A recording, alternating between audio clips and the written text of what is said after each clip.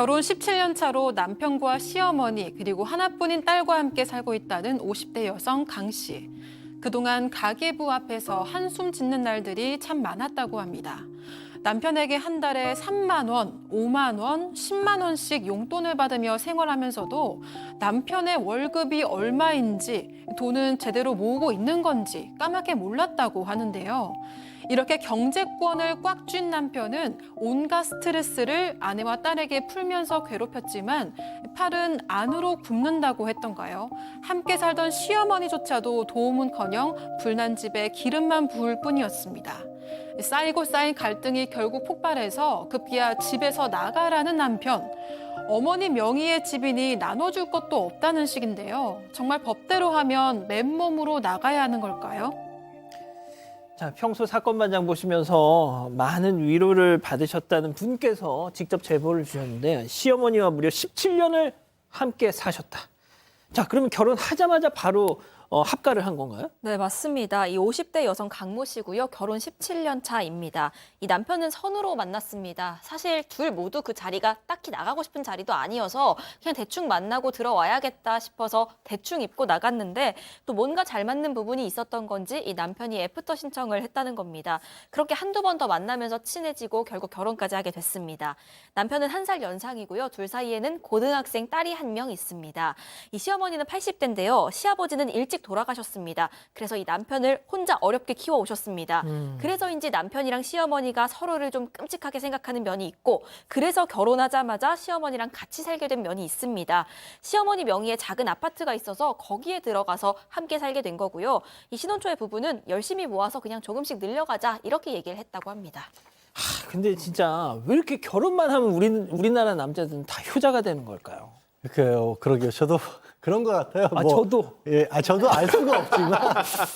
아니, 뭐 정말. 핑계를 대자면 이런 건 있어요. 총각 때 이렇게 내 맘대로 살았으니까, 결혼했으니까 이제 어른이 되었으니까 나도 좀 잘 살아야겠다라고 하면 좋은데, 자기가 잘 살아야 되는데, 그거를 꼭 아내에게 시키는 거죠. 어른 노릇을. 그러니까 이제 아내분들이 굉장히 이제 힘들어 하는 건데, 이 남편분은 좀 도가 좀 심했던 것 같아요. 그리고 이게 어머니에게 잘하는 게 아니라 아내에게 제대로 못하는 거예요. 단적인 예를 제보자분이 보내주셨는데 아이를 낳을 때 출산이 임박해서 남편과 같이 병원에 갔답니다. 예. 산부인과 가야 하는데 아니 아이 낳을 때가 돼야 되는데 갑자기 같이 왔던 남편이 안 보이더라는 거예요. 어허. 그래서 혼자 분만실 들어갔다 아이 낳고 와보니까 나중에 나타났다는 거죠. 아니 당신 병원 왔다가 어디 갔어? 라고 하니까 어머니가 예. 아니 그 아이 낳으려면 한참 시간이 있어야 되니까 집에 갔다 와라 그래서 어머니랑 같이 집에 들어갔다가 나중에 왔다라는 거예요. 정말 기도 안 찰 노릇이긴 한데 뭐 엄마 말만 잘 듣는 초등학생인가요? 이게 무슨 황당한 일이겠어요. 이 사연이 그동안 비슷한 일이 참 많지만 너무 단적인 예라서 이 사연을 보내주신 겁니다. 진짜 애 낳을 때 옆에 없는 신랑 이거 진짜 평생 가는 거 아닙니까 이거?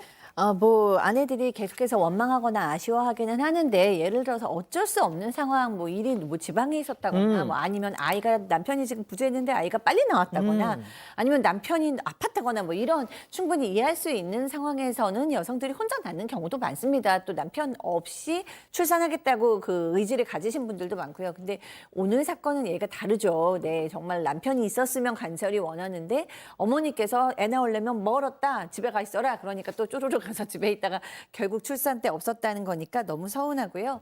그런 예가 지금 한둘이 아닌 것 같아요. 보니까 이제 아침이면 어머니랑 이제 셋이 밥을 먹는데 이 강 씨는 좀 밥을 천천히 먹는 스타일이라고 합니다. 그런데 이제 어머니께서 먼저 드시고 설거지를 시작하시는 거예요.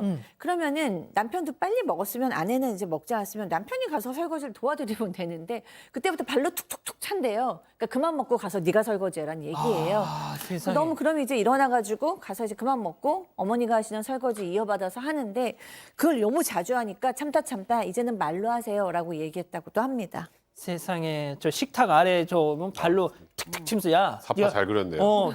빨리 가서 도와드려 이거 아니에요 지금. 근데 이것뿐이 아니에요. 이거면 이 정도까지면 그냥 또 넘어갈 수 있는 건데 17년 동안인데 이렇게 이 정도밖에 없었겠어요? 근데 이제 경제적 무능력까지 여러 가지의 문제들이 더 있습니다. 남편이 원래 의류회사를 다니고 있었는데 결혼하면서 인터넷 쇼핑, 의료 쇼핑몰을 차리게 됐어요. 하지 마. 벌써 느낌이 안 좋죠? 다 빚입니다. 사업 시작한 지 얼마 안 됐다는 이유로 신혼여행도 못 갔습니다. 아이고. 그리고 당연히 초반에 매출이 안 나왔겠죠. 나오네요. 주문 건수 0건, 총 매출 11만 원. 그러니까 남편이 그 당시 직장을 다니고 있던 아내한테 SOS를 칩니다. 좀 나 좀 도와줘. 그래서 아내는 다니던 직장도 관둡니다. 남편 쇼핑몰에 같이 매달려서 일했는데 잘 될까요? 근데 그 사이에 딸도 태어났어요. 그러니까 일하고 육아 병행을 하느라 정말 아내는 파김치가 돼 있었는데 문제는 둘이 같이 일했으니까 퇴근을 같이 하겠죠. 예. 딱 같이 퇴근하는 순간 남편은 쉽니다. 허허. 그리고 집에서 딸을 봐주던 시어머니는 며느리에게 손녀를 툭 던지고 이제 네가 봐 바톤 터치하고 가버렸다고 합니다. 우리 아들은 푹 쉬고 야, 네 새끼 네가 받아라 이거구만요 지금. 그러니까 강 씨 입장에서는 회사에서 퇴근하면 다시 집으로 육아 출근하는 그런 일상이 된 겁니다. 이렇게 고생을 하다 보니까 건강도 많이 안 좋아지고요. 갑자기 기절한 적도 있었다고 합니다. 그래도 남편 사업 잘 되게 해보겠다고 열심히 노력을 했는데 그래도 수익이 나질 않습니다. 그러다 보니까 점점 생활비도 줄어들고요. 이 남편은 남편대로 생활비 아껴 쓰라면서 강 씨한테 가계부 쓰라고 강요를 하는 겁니다. 그리고 그걸 스트레스를 주면서 다 검사를 합니다. 지출, 수입 이런 걸 다 확인하면서 조금이라도 틀린 게 있으면 불같이 화를 내고요. 아내 용돈을 줬는데 그 당시라고 하더라도 그 아내 용돈을 달에 3만 원씩 1년을 줬습니다. 그러다가 겨우 올려서 5만 원씩 좀 주다가 몇 년 뒤에야 올리고 올려서 10만 원까지 받고 살았다고 합니다. 그 당시 정말 숨이 막혔다고 전해왔습니다. 아니 이 액수가 이게 말이 됩니까 교수님? 그러니까요. 아무리 15년 전이라고 해도 한 달에 3만 원을 주면은 뭘 어떻게 하라는 건지 알 수가 없네요. 밥 한 끼 못 사먹 먹는 거죠. 친구들 못 만나는 거죠. 애한테 뭐 케이크 한 번 제대로 못 사주는 거죠. 그러면서도 이제 가계부는 쓰라고 얘기를 하고 더 안타까운 건 뭐냐면 아내들이 가계부를 쓴다면 수입이 얼마인지 지출이 얼마인지 아내가 그걸 이렇게 전체적으로 관리를 한다는 그렇죠. 의미잖아요. 근데 지금 이 남편이 얼마를 버는지 우리 집 수입이 얼마인지 아내는 몰랐다고 합니다. 그러니까 무조건 이제 가부장적이고 약간 폭군적으로 남편이 돈 관리는 다 잘하고 요만큼 생활비 주면서 그거에 대해서는 완벽하게 가계부를 쓰라고 하는 거예요. 그러면서도 이제 어쨌든 경제권은 딱 남편이 쥐었으니까 아내가 우리 얼마 모았어요? 가끔 물어보면 2천만 원. 또 이제 뭐 한참 지난 후에 또 얼마 모았어요? 그럼 3천만 원 이렇게 얘기해서 이 아내는 순한가 봐요. 아 그런가 보다라고 생각을 하고 있었는데 이제 좀 어느 날 이사를 하게 되었다고 합니다. 그래서 돈이 필요해서 그동안 이제 모은 돈을 알 수 좀 보게 되었는데 보니까 나한테 그 아내한테 얘기해 준 것보다 훨씬 돈을 많이 모았던 거예요. 오. 그런데 그 모았던 걸 잘 나누고 서로 잘 썼으면 얼마나 좋았겠어요. 그렇죠. 그렇지만 그 아내한테 말했던 그 외의 비용은 다 개인적으로 쓰는 거예요. 개인이 쓰던가 아니면 주식에 투자를 하던가 어쨌든 이 아내는 몰랐다고 합니다. 주식으로 돈 좀 벌었습니까?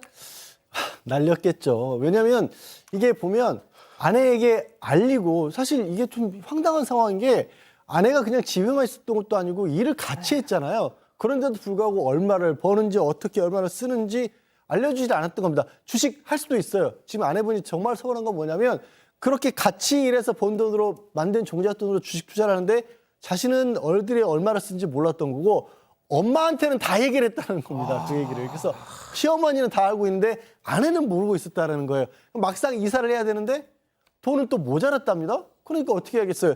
그 원래는 그렇게 돈 벌어서 분가를 해서 따로 살려고 했지만 결국 시어머니 있던지 원래 같이 살던지 팔고 그 돈에 대출 받아서 다시 시어머니랑 다시 같이 살게 됐고 그 와중에 대출 받은 돈은 또 같이 일을 해서 갚았다라는 겁니다. 그러니까 아내는 일하는 데는 쓰는 거고 나머지는 전혀 알 수가 없었던 거고요.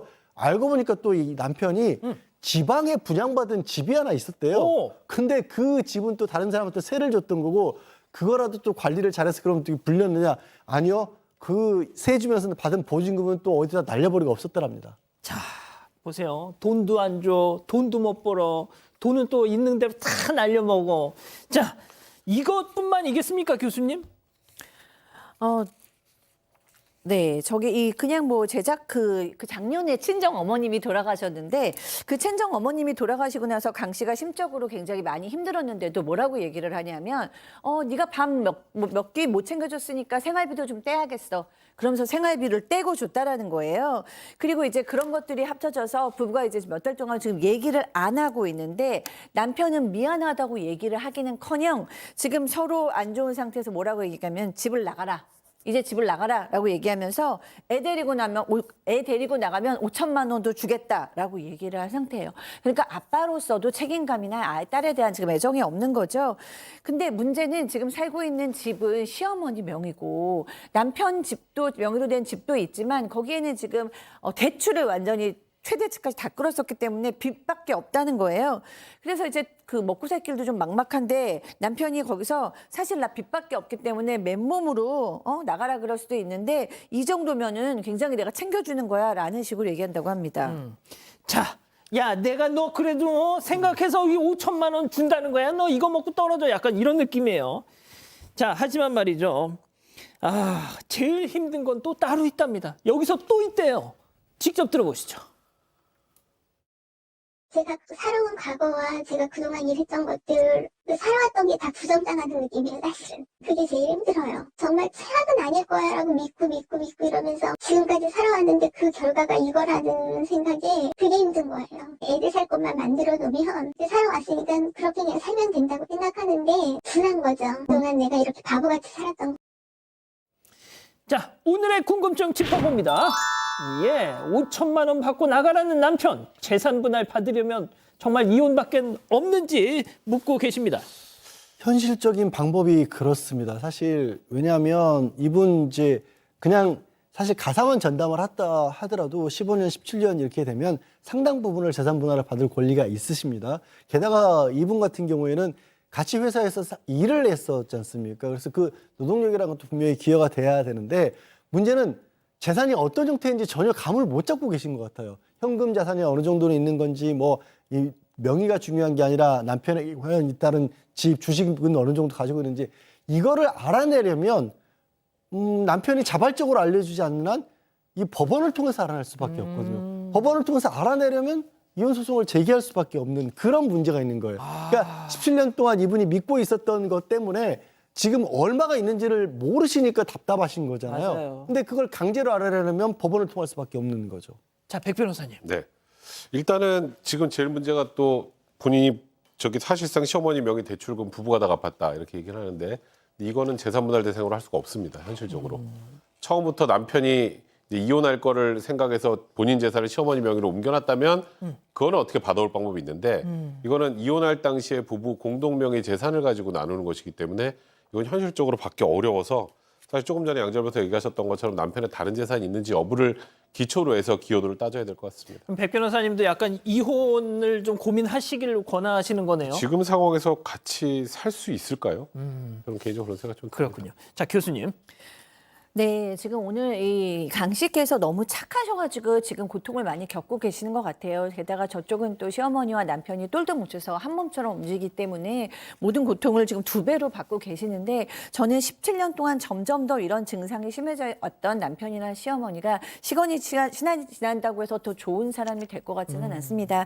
그렇기 때문에 힘드시겠지만 지금이라도 본인이 힘을 내시고 딸과 함께 정말 미래를 도모하시고 정말 용기를 내시는 게 중요할 것 같습니다. 사실상 좀 결단을 내리시라고 한 것 같아요. 자, 우리 가족 여러분들은요. 네, 원영애님, 제보자분 꼭 악착같이 다 받아내세요 하셨고요. 먼지님, 남편 시어머니 본인들에 대해서 사람들 뭐라고 하는지 꼭 사반 보고 있었으면 좋겠습니다 하셨습니다.